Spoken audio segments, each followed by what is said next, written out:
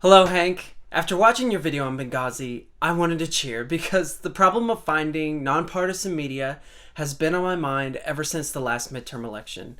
I listened to friends and family tell me that they had simply not exercised the right to vote because they felt intimidated by the process, or that they didn't feel they knew enough about the candidates, or that their only sources of information were extremely biased toward a certain ideal. And this bothers me greatly. Since then, I have been racking my brain for ways that I can become involved and help with this problem. And then you come along with what I perceived as a call to action. Because here's the issue. We're all biased. Me too. You too.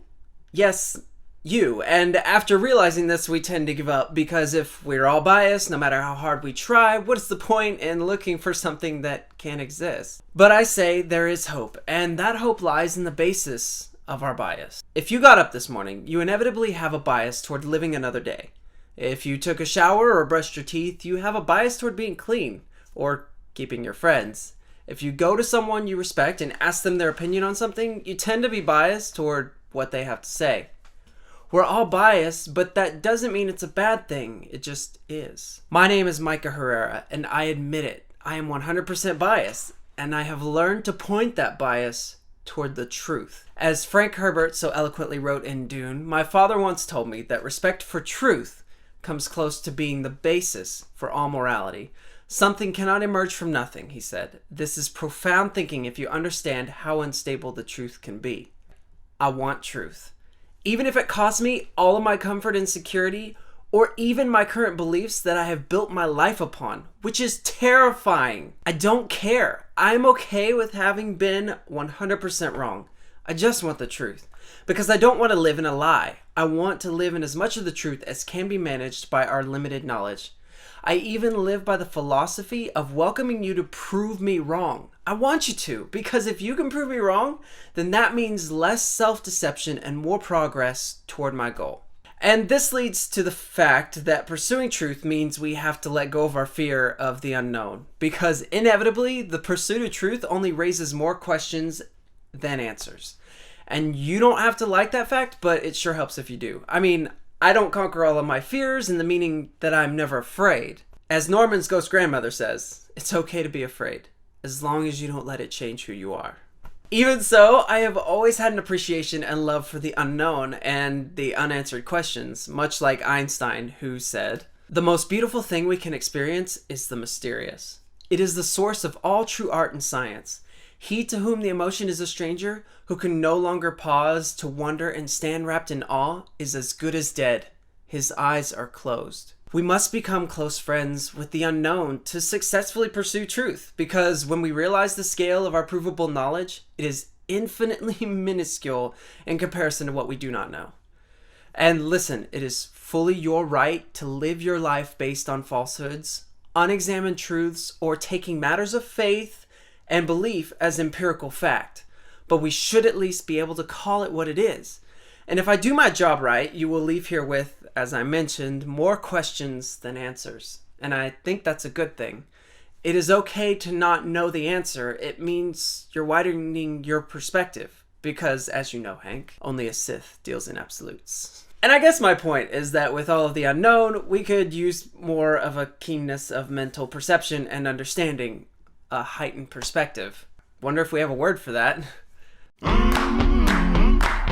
So, Hank, let us begin with the partisan issue you outlined in your recent video. I agree, it is quite frustrating trying to find a nonpartisan source of media for news. And now we are seeing plenty of abuses of power used to gain a political edge. This is disheartening, yes. But let me mention something that I think shows we are taking great steps toward progress. The Gallup poll in the last few years has been reporting the highest numbers ever recorded of people that identify politically as independents. The highest ever! Upwards of 44%, and subsequently the lowest number of those affiliated with a party, around 30% Democrat and 26% Republican. This is especially true for those in my generation. Now, why is this a good thing? Well, for one, as we all know, the internet has helped us have a wider perspective. No longer can we speak about the other as if they are somehow removed from us. Their lives and stories and humanity are placed right in front of us every day through instant connection with the entire world around us. As Michio Kaku states, we are on our way to becoming a global civilization or a type 1 society. He then gives a warning that this is the most dangerous time for us as a species because of reasons we will discuss in another video. But my point is that our sources of information have become more broad, and they have helped us take a step back from our side of the fence and look at the whole issue, the varying perspectives, and the whole truth, not just what we have been told or influenced to believe is truth. And even more, the ones that are yelling from their entrenched viewpoint are getting older and so decreasing in number. MSNBC now has an average viewer age of 60, and Fox News has an average viewer age of 68. The younger generations, including my own, are becoming disillusioned with the dogmatic views of party lines and are now looking to other sources. And listen, we must understand that change is the hardest and most fearful thing for most people. The way we have survived this long as a species is by finding safety and security in definitive answers and routine lifestyles, and maintaining and defending those patterns as long as possible. We're programmed to fear change because change means a risk to our way of life, and so a risk to our own survival. We cannot judge those that fear change. They are doing what they believe to be right for themselves and their families, and we can't blame them for that. Thankfully, we have evolved the ability to reason and override our primal instincts for a greater good and purpose. But to do so, we must be aware of ourselves. And so this is the purpose of this channel. I've digressed, but I see hope, Hank. The stats prove that we are not going to pledge our undying loyalty to a single narrow view anymore. We're at least skeptical enough to not blindly commit to something without taking a moment to examine it for each situation. And that gives me plenty of hope. We're moving in the right direction. And if enough of us stop yelling from our side of the fence and begin to listen, we will begin to see how much truth we have been tuning out. Discovery comes when we look beyond ourselves and stop parroting what we already think we know. We must challenge our truths and hold them to the fire. This is, again, terrifying until we let go of our need to be right and fear of being wrong.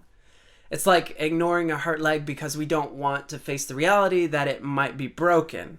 But if it is broken, it will never be fixed by ignoring it and will cause more subsequent damage if we don't act. So we are taking action. On this channel, we are going to tackle some very hard and controversial issues: religion, politics, social issues, industries, culture, and questions why we do what we do and why things are the way they are, challenging every corner of our beliefs and daily life, and defending both sides with reasonable arguments and truth, and hopefully leaving with a greater understanding and likely more questions, because that's just the way it is never an excuse. We're going to look at the why as well as the what and how, so that hopefully we can collectively take a step forward, so that we can look to the future from the viewpoint of perspicacity. I'm looking forward to it. See you soon.